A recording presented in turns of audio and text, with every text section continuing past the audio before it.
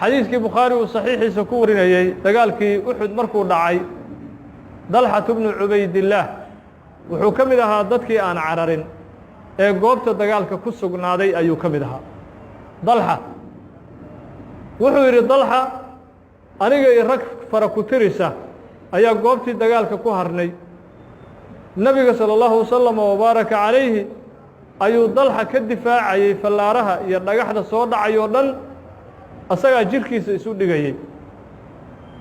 nebiga salى اllahu wasalama wabaaraka calayhi wuxuu dhahayay gadaashayda istaag rasuulka ilaahayow marka nebigaa wuxuu damcay salى اllahu calayhi wasalam inuu fiiriyo cadowga gaalada bal hubka ay haystaan iyo cadadka ay la eg yihiin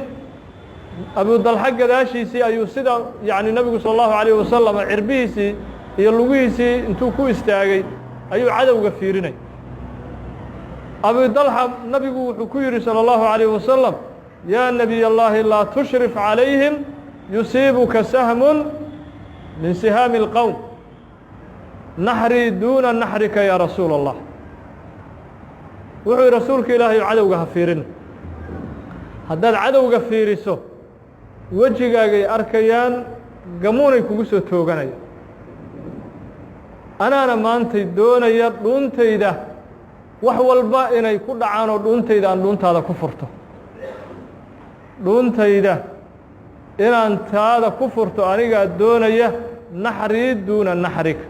dhuuntaydaa ka sokaysa dhuuntaada oon ku difaacayaa dhuuntaada rasuulka ilaahay intuu sidaa nebiga salى اllahu calayh wasalam u difaacayey fallaaro fara badanaa ku dhacay dalxatu bnu cubaydillaah ilaa gacantiisii midigtaa ay naafowday oo ay qallashay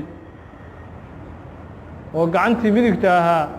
ay qallashay fallaarihii nebiga loo waday salى اllahu wasalama wabaaraka calayh oo ku dhacayey dalxatu bnu cubaydillaah ilaa mustawahaasi heerkaasay ka gaareen ruuxdoodii iyo naftoodii ayay ku furanayeen nebiga salى اllahu wasalama wabaaraka calayh ilaahayna jala jalaaluhu wuxuu leeyahay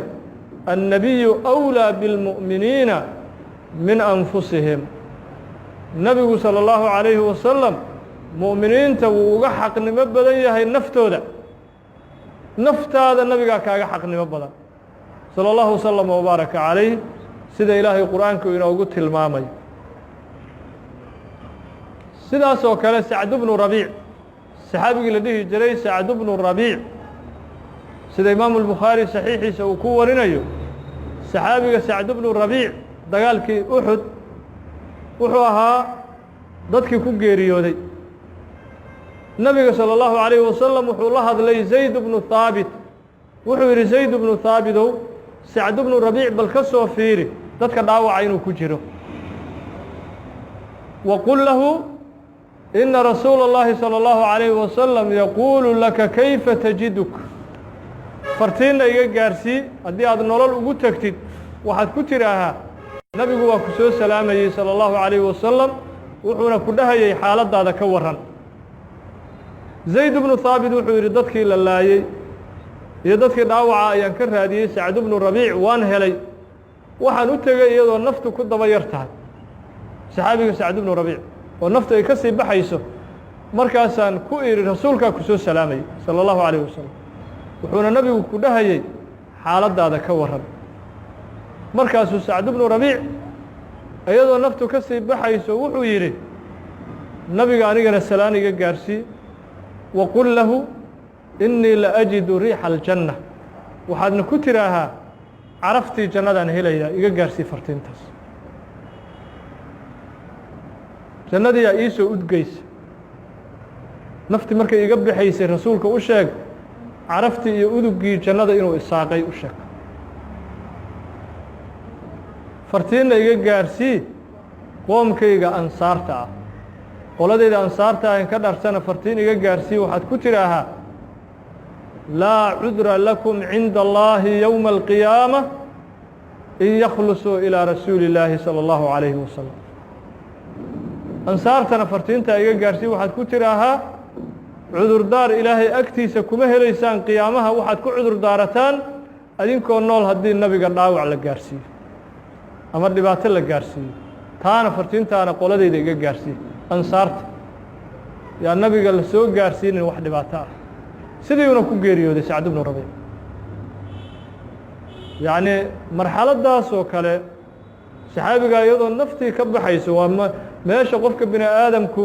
uusan cidna xasuusan ilaa naftiisa inuu ku mashquulo maahan cidna marxaladda uusan xasuusan ilaa inuu asagu kurbada iyo dhibaatada sakaraadka uu ku mashquulo mooye marxaladaas uu ku sugan yahay ayuu nabiga salى الlahu عalيه wasalam uu leeyahay ha la difaaco oo ha loo sheego ansaar cudurdaar ma lihidin ilaahay agtiisa kuma lihidin wax yar oo dhibaca oo dhibaataa haddii nabi moxamed la gaarsiiyo salى الlahu wasalam وbaaraka calayh dalika marka nabigeena salى الlahu